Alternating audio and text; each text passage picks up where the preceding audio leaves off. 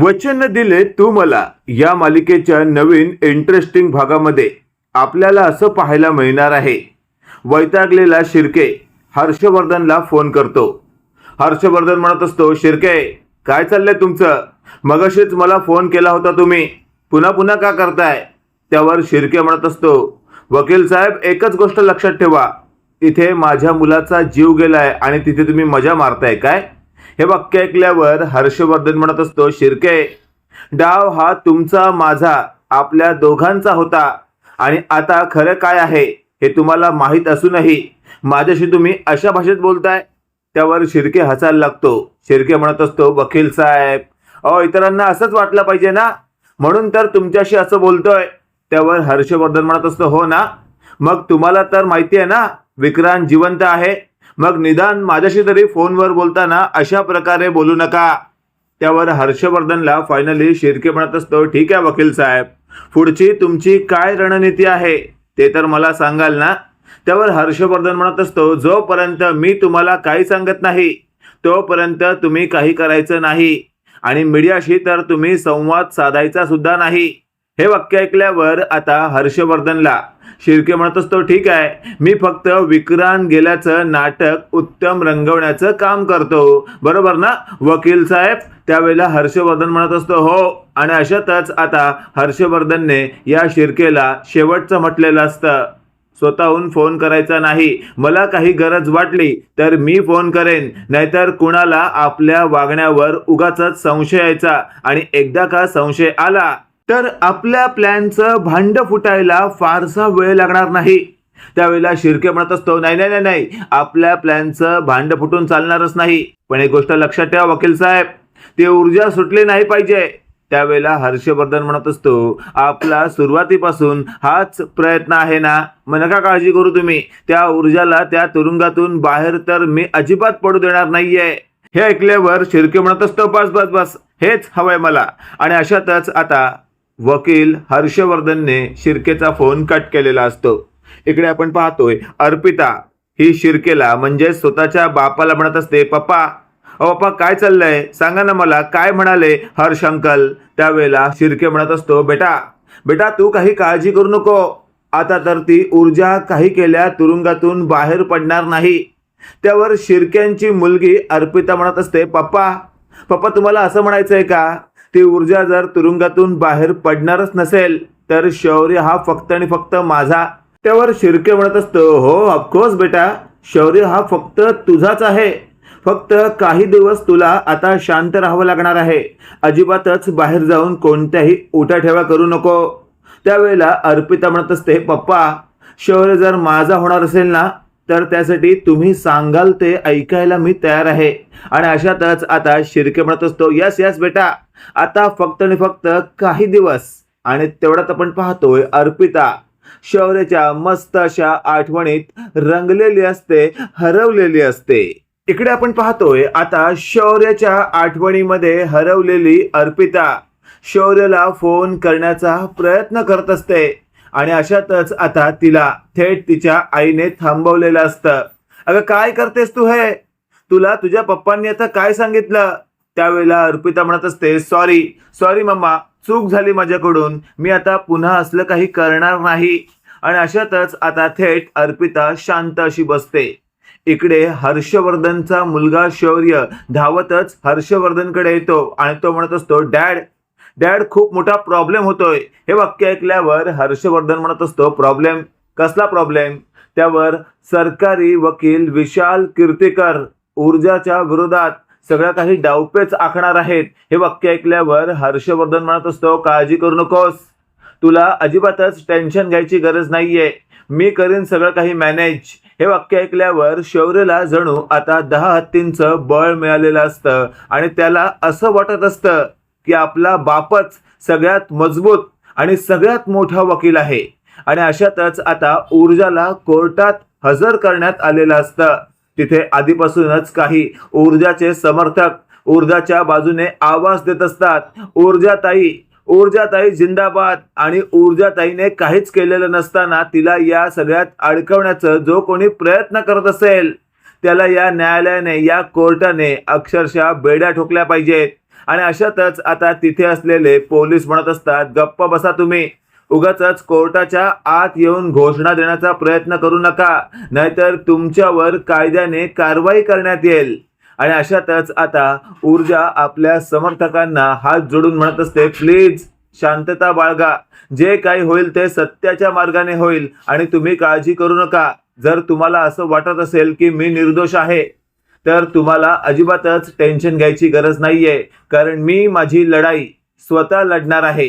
हे वाक्य ऐकल्यावर आता ते लोक म्हणत असतात, अगदी बरोबर करताय ऊर्जाताई, तुम्ही कोणत्याही इतर वकिलावर विश्वास ठेवू नका. तुमच्या त्या सासऱ्यावर म्हणजे हर्षवर्धन जहागीरदारवर तर अजिबातच नको, तो खूप लबाड वकील आहे. हे सगळं आता मागून हर्षवर्धनने ऐकलेलं असतं आणि हर्षवर्धन म्हणत असतो, काय बोलताय तुम्ही, हे शब्द जपून वापरा. डॅड बद्दल बोलताना मी एकही शब्द चुकीचा ऐकणार नाही. आणि अशातच आता ऊर्जा शौर्यला शांत करण्याचा प्रयत्न करते. तेवढ्यात मागून आलेल्या ॲडव्होकेट विशाल कीर्तिकरने शौर्याच्या खांद्यावर मागून हात ठेवत असं म्हटलेलं असतं, अरे बालका, तू तुझ्या डॅडला किती वर्ष ओळखतोयस? आणि अशातच आता शौर्य मागे वळून पाहतो तर सुटाबुटातील एक प्रोफेशनल वकील आपल्याशी बोलत आहे. आणि अशातच आता शौर्य म्हणत असतो, कोण तुम्ही? त्यावेळेला विशाल कीर्तिकर म्हणत असतो, वाटलंच मला, तू मला ओळखणारच नाही, कारण तू आत्ता वकील झालायस ना. हे वाक्य ऐकल्यावर शौर्य म्हणत असतो, म्हणजे? आणि अशातच आता शौर्याचा हात हातात घेत विशाल कीर्तिकर म्हणत असतो, अरे लेका, तुझा बाप आणि मी म्हणजेच ॲडव्होकेट हर्षवर्धन जहागीरदार, आम्ही आमच्या करिअरची सुरुवात एकाच वर्षी केली. हे वाक्य ऐकल्यावर आता शौर्यला कळून चुकतं की म्हणजे डॅडच्याच लेवलचे हे ॲडव्होकेट विशाल कीर्तिकर आहेत आणि त्यांचं नाव खूपच गाजलेलं आहे. हे आता हर्षवर्धनच्या मुलाला कळून चुकलेलं असतं. आणि अशातच आता थेट ऊर्जा म्हणत असते, शौर्य, मला असं वाटतंय आता फार काळ तू इथे उभं न राहता तू तुझ्या जागेवर जा. लवकरच कोर्टाचं कामकाज सुरू होतंय, उगाचच आपण आडकाठी केलं असं व्हायला नको. आणि लगेचच आता शौर्य ऊर्जाचं ऐकतो आणि तिथून जाऊन मागे बसतो. तिथे बाजूला आदित्य सुद्धा बसलेला असतो. आणि अशातच आता ॲडव्होकेट विशाल कीर्तिकर ऊर्जाला म्हणत असतो, हुशार आहेस तू आणि एक सच्ची वकील सुद्धा आहेस, माहिती काढली मी तुझ्याबद्दल. पण एक गोष्ट लक्षात ठेव, जरी तू गोळी चालवली नसशील किंवा तू म्हणशील मी गोळी चालवली आणि माझ्या पिस्तुलामधली गोळी त्या विक्रांतला लागली नाही, तरी मी तसं होऊ देणार नाहीये, मी तुला यातून सुटू देणार नाहीये. हे वाक्य ऐकल्यावर ऊर्जा म्हणत असते, म्हणजे तुम्ही सुद्धा या सगळ्यामध्ये मिसळलेले आहात तर. आणि अशातच आता ऊर्जा म्हणत असते, तुम्ही माझ्या बाबतीत कसल्याही प्रकारचा आरोप करा, पण एक गोष्ट लक्षात ठेवा, मी माझी लढाई स्वतः लढणार आहे आणि मला माझ्या न्याय व्यवस्थेवर विश्वास आहे की मी यातून आरामशीर सुटणार आणि तुमचा जो काही प्लॅन असेल तो मी नेस्तनाभूत करणार. आणि अशातच आता विशाल कीर्तिकर डॅशिंग पद्धतीने चालत जाणाऱ्या ऊर्जाकडे फक्त टकमक पाहत असतो. इकडे आपण पाहतोय आता ऊर्जाच्या विरोधात जो काही डाव हर्षवर्धन आणि शिर्केने खेळलेला असतो, त्या डावाचा पर्दाफाश होण्याची वेळ आता जवळ आलेली असते. कारण बावट अर्पिताने शौर्यला कॉल केलेला असतो आणि अर्पिता म्हणत असते, शौर्य काय करतोयस तू, आहेस कुणीकडे? त्यावर शौर्य म्हणत असतो, अर्पिता तुझं डोकं ठिकाणावर आहे का? तू मला फोन केलायस, काही महत्वाचं काम आहे का? त्यावर अर्पिता म्हणत असते, शौर्य म्हणजे तुझं म्हणायचं काय? म्हणजे माझं महत्वाचं काम असेल तरच मी तुला कॉल करायचा का? माझं तुझ्यावर प्रेम आहे, इतकं कारण पुरेसं नाहीये का? त्यावर शौर्य म्हणत असतो, अर्पिता तू डोक्यावर पडलीस काय? परिस्थिती काय, आताची वेळ काय, काही दिवसांपूर्वी घडलं काय, सगळं काय विसरलीस का तू? त्यावर अर्पिता म्हणत असते, शौर्य काय परिस्थिती आहे आणि काय घडून गेलंय आणि इतकं कसलं टेन्शन घेतोयस तू? त्यावर शौर्य म्हणत असतो, अच्छा म्हणजे तो तुझा भाव गेला त्याचं तुला काहीच दुःख नाहीये तर? त्यावर अर्पिता म्हणत असते, गेला नाही, त्या ऊर्जाने संपवलंय विक्रांतला. त्यावर शौर्य म्हणत असतो, हो ना, मग काही दिवस तरी दुःख पाळ. त्यावर अर्पिता म्हणत असते, दुःख कशाला पाळायला हवंय? आमच्या घरात कोणीच दुःख पाळत नाहीये, कोणीच याबाबत काही बोलत नाहीये. तो गेल्याचं कोणाला काही फरक पडलेला नाहीये. हे वाक्य ऐकल्यावर शौर्य म्हणत असतो, म्हणजे म्हणजे म्हणायचं काय अर्पिता तुला? त्यावर अर्पिताच्या तोंडातून निघालेल्या काही शब्दांचा बरोबर गुणाकार करून आता शौर्यला कळलेलं असतं की इथे विक्रांत हा बहुतेक मेलेला नाहीच आहे, तर विक्रांत हा जिवंत आहे. म्हणजे बहुतेक विक्रांतला मेलेलं दाखवून माझ्या ऊर्जाला अडकवण्याचा प्लॅन कोणतरी आधीच तयार करून यावर वर्क करतंय. आता तर मला याबाबत पूर्ण माहिती शोधून काढावी लागणार आहे. पण मी एकट्याने हे कसं काय करू शकतो असा विचार आता शौर्याच्या मनात आलेला असतो आणि शौर्य लगेचच धावत आतमध्ये असलेल्या हर्षवर्धनकडे जातो आणि म्हणत असतो, डॅड डॅड माझ्याकडे एखादा महत्वाचा पुरावा येण्याची शक्यता आहे. हे वाक्य ऐकल्यावर हर्षवर्धन म्हणत असतो, पुरावा? कसला पुरावा? आता सगळं काही शौर्याने हर्षवर्धनला सांगितल्यावर हर्षवर्धन स्वतःशी बोलतो, या शिर्केने माती खाल्ली आहे बहुतेक. अर्पिता समोर नको नको ते बडबडलेला दिसतोय. आता तर या शिर्केची चांगली शाळा घेतो. आणि लगेचच आता हर्षवर्धन शौर्यला म्हणत असतो, एक गोष्ट लक्षात ठेव, हे कुणाशी काही बोलू नको, मी आलोच थोड्या वेळात. आणि अशातच आता हर्षवर्धन बाजूला जातो आणि शिर्केला फोन करतो. शिर्के लगेचच फोन रिसिव्ह करतो. शिर्के म्हणत असतो, वकील साहेब, तुम्हीच मला म्हणाला होतात काही दिवस थांबा, फोनवरच्या चर्चा थांबवा. तुम्हीच फोन करताय, काय चाललंय, राहवत नाही का माझ्याशिवाय? त्यावर हर्षवर्धन म्हणत असतो, शिर्के शिर्के कुठे माती खाल्लीत तुम्ही? हे वाक्य ऐकल्यावर शिर्के म्हणत असतो, वकील साहेब शब्द जपून वापरा, काय झालंय नेमकं? आता सगळं काही शिर्केला हर्षवर्धनने सांगितल्यावर शिर्के म्हणत असतो, मी तर अर्पितासमोर काहीच बोललेलो नाहीये. त्यावर हर्षवर्धन म्हणत असतो, आता अर्पिताला नेमकं कसं कळलंय ते तुमचं तुम्ही बघा, पण जर इथे तुमच्यामुळे काही प्रॉब्लेम निर्माण झाला ना, तर शिर्के तुम्हीच या सगळ्यात अडकाल हे मात्र निश्चित. आणि अशातच आता हर्षवर्धनने शिर्केला चांगलंच झापलेलं असतं. इकडे आपण पाहतोय आता ऊर्जाला ॲडव्होकेट विशाल कीर्तिकर नको नको ते प्रश्न विचारत असताना शेवटी विशाल कीर्तिकरची जीभ घसरते आणि त्याचाच भाऊ आता तिथे असलेल्या ऊर्जाने केलेला असतो. ऊर्जा म्हणत असते, स्वतः एक ॲडव्होकेट असून नको ते प्रश्न तुम्ही कसे काय विचारू शकता? तुम्हाला जे काही लीगल पद्धतीने विचारायचं आहे तेवढंच तुम्ही विचारू शकता. आणि एक गोष्ट विसरू नका, ॲडव्होकेट विशाल कीर्तिकर, या वेळेला तुम्ही कोर्टात आहात आणि कोर्टात तुम्हाला त्याच प्रश्नांची फक्त मुभा असते जे तुम्हाला खरंच अगदी न्यायाच्या दृष्टीने विचारायचे वाटतील. हे सगळं ऐकल्यावर आता हर्षवर्धन स्वतःशी बोलत असतो, हा ॲडव्होकेट विशाल कीर्तिकर बहुतेक माती खाणार आहे.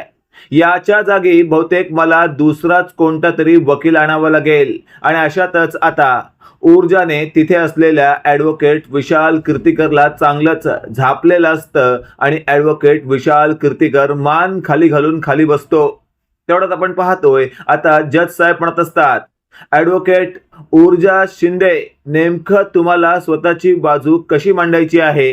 तुम्ही तर स्वतः पोलिसांसमोर कबूल केलंय की तुम्हीच गोळी झाडलीत आणि आज या कोर्टात तुम्ही स्वतःचा बचाव नेमका कसा करणार आहात?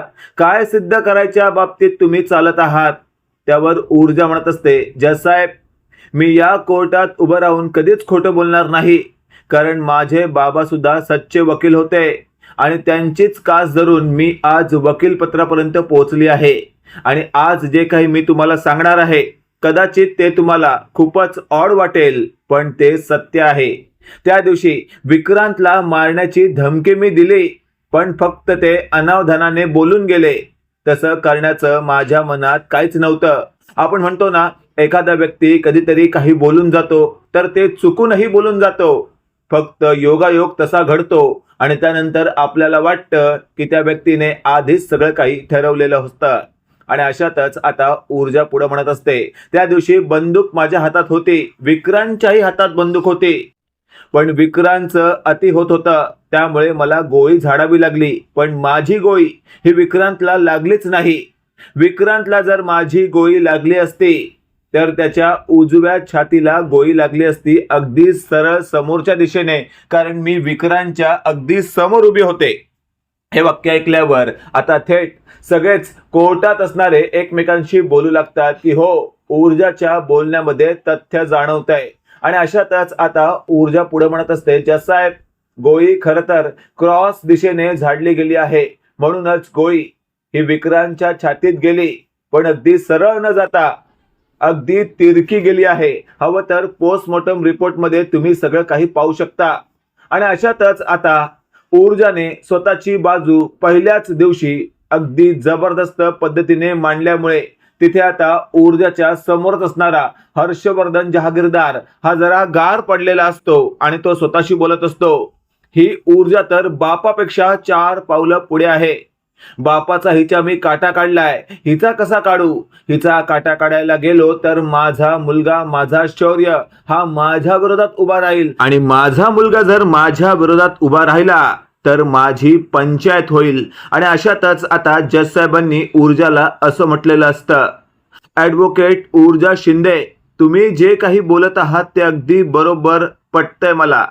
याबाबत मी पोलिसांना आदेश देत आहे की या केसची पुन्हा एकदा अगदी योग्य पद्धतीने तपासणी करण्यात यावी, आणि तोपर्यंत हे कोर्ट ऊर्जाला म्हणजे ॲडव्होकेट ऊर्जा शिंदेला बेल जाहीर करत आहे. हे वाक्य ऐकताच आता शौर्यने जोराची उडी मारलेली असते आणि शौर्य म्हणत असतो, खरंच ऊर्जा जिंकलंस तू. आणि अशातच आता ऊर्जाच्या बाजूने सगळेच आता जणू टाळ्या वाजवत असतात, पण तिथे असलेला हर्षवर्धन हा अजूनही त्याच चेअरवर बसून असतो आणि तो स्वतःशी बोलत असतो, वाट लागली, माझाच प्लॅन माझ्या विरोधात उलटवण्यात आलाय. आणि अशातच आपण पाहतोय फायनली ऊर्जा तुरुंगातून काही काळासाठी बाहेर आली, पण स्वतःच्या जीवावरतीने आता बेल मिळवून घेतलं आहे. मित्रांनो, काय वाटते तुम्हाला? इथे ऊर्जा तर आता बाहेर आली आहे, पण येत्या काळामध्ये ती या हर्षवर्धनचा डाव तिच्यावर संपूर्णपणे पलटवणाऱ्या हर्षवर्धनला गार करेल का? कमेंट करून नक्की कळवा. आणि असेच नवनवीन अपडेट पाहण्यासाठी व्हिडिओला लाईक आणि चॅनलला नक्की सबस्क्राईब करा. धन्यवाद.